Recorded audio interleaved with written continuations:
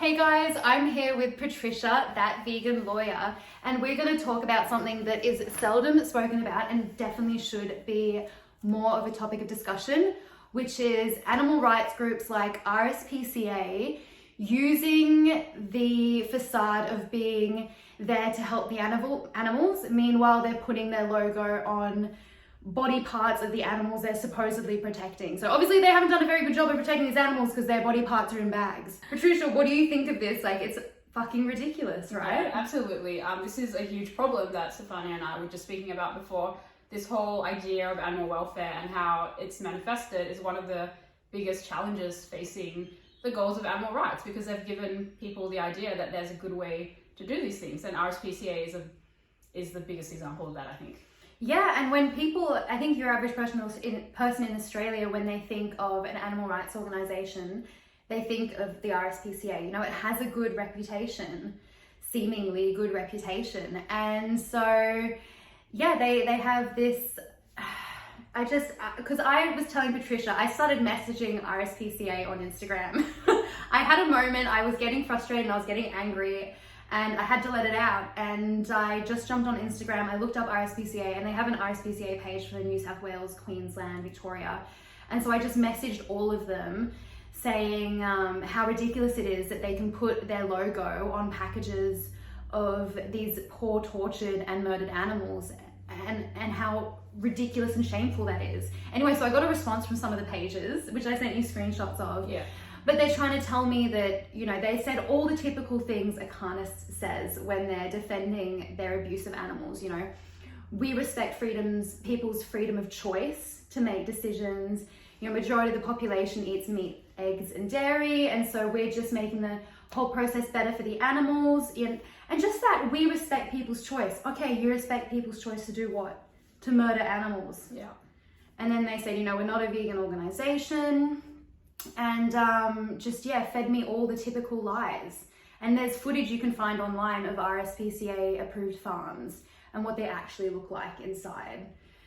So I don't know, I think it's criminal. I mean, as someone with a background in law, how can this sort of fraud occur? Because it is fraud, basically. How can it be possibly approved as a company that protects animals to do that? Well, I've always said Section 18 of Australian consumer law deals with misleading and deceptive conduct, and I've always said that we should sue. People should start suing them for advertising, you know, things like free range eggs, you know, friendly cows, or whatever slogans they use. Humane slaughter has misleading and deceptive conduct. And RSPCA engages in that behaviour because you get their seal of approval, and people walk around the supermarket, oh, eggs RSPCA approved, that's fine. Meat RSPCA approved, that's fine. I'm doing the right thing. It's like you're purchasing murdered animals, you know? So yeah, I think you're absolutely right. I think it is fraudulent, and just because the general public now are so uneducated on this topic, they don't see it that way, that doesn't make it not fraud. Or fraudulent advertising. Yeah, well, the whole idea of fraud is to be able to con people into doing something you want them to do, which is exactly what's going on. Yeah. Like, people are being conned to believe that what they're consuming is good. You know, they're buying that lie. Yeah. And I said to Patricia yesterday, I said, you know, years ago, I would have bought the lie too. Before I went vegan, before I was aware, or before I even thought about it, back when I was being selfish, I guess, not reflecting on other things in my life.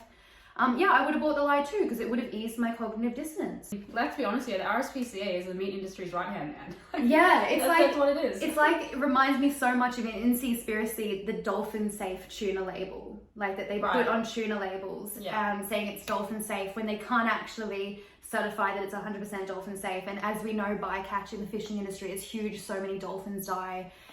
So many whales, sharks, etc., turtles. So we know that they're just there to ease people's mental anguish of consuming these products, to trick them into feeling like they're good people, and they can continue living in their zombie-like states purchasing these goods.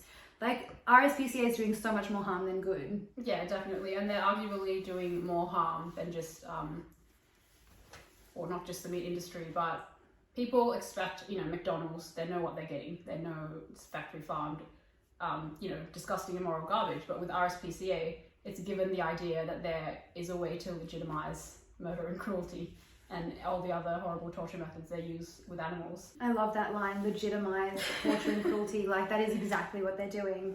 I think it's so great that you just randomly, because I thought an event or something happened that triggered you to message RSPCA. And you're like, no, I just got angry one night and was like, I'm gonna fucking message them on social media and get angry at them. Do you want to share some of those screenshots or just read them out? Yeah, no, I should. They're on this phone. Oh, okay. You send them to me. We can look at them on live. Yeah, I can. Oh, but there's more to it. No, the ones I sent you, I think, are the worst. Oh, okay. Yeah. So we'll show them. This one is going well. Yeah, it's good. Really just exposes how ridiculous the RSPCA is.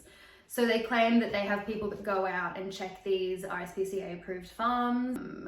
They can't do that a great job of making sure these animals are living happy, healthy lives, because not only do they end up at the slaughterhouse, but the footage of RSPCA approved farms that has been managed to be obtained says otherwise. Anyway, so for as long as people continue to use and consume animal products, the RSPCA has a key role to play in improving how farm animals are treated from birth to slaughter. This means constantly pushing for improved standards along the supply chain and urging that animals be kept in environments that meet their physical and behavioral needs and are handled, transported, and killed or slaughtered humanely. Humanely. Oh, we make sure that we kill and slaughter them humanely. It's an oxymoron. It is a complete oxymoron. It's like, they get handled, transported, and killed or slaughtered. What's the difference between killed or slaughtered? We guess whatever words you want to use. Yeah, humanely. Anyway, it's just the audacity to say that. And people believing it. And people believing it. I responded and I said, you make people feel good about consuming body parts by putting your logo on these products. And I said that their logo is used as an incentive to sell these products. Because it is. I see out the front of Grill, they've got, new chicken, this or that. And then it says in big writing, RSPCA approved. So the logo and the RSPCA tick of approval is being used by companies like Grilled as an incentive for consumers to purchase these goods. It's like, no, buy this, look, it's RSPCA approved. So it's a selling point. That's all that's happening. It's so blatantly obvious. I feel like if RSPCA was a human, they would have NPD. They would be NPD. They would be a narcissist sort of thing, or a psychopath. But the fact that they're parading around and want to appear as a good company makes me think that, if this was a human, it would be a narcissistic personality disorder. Right?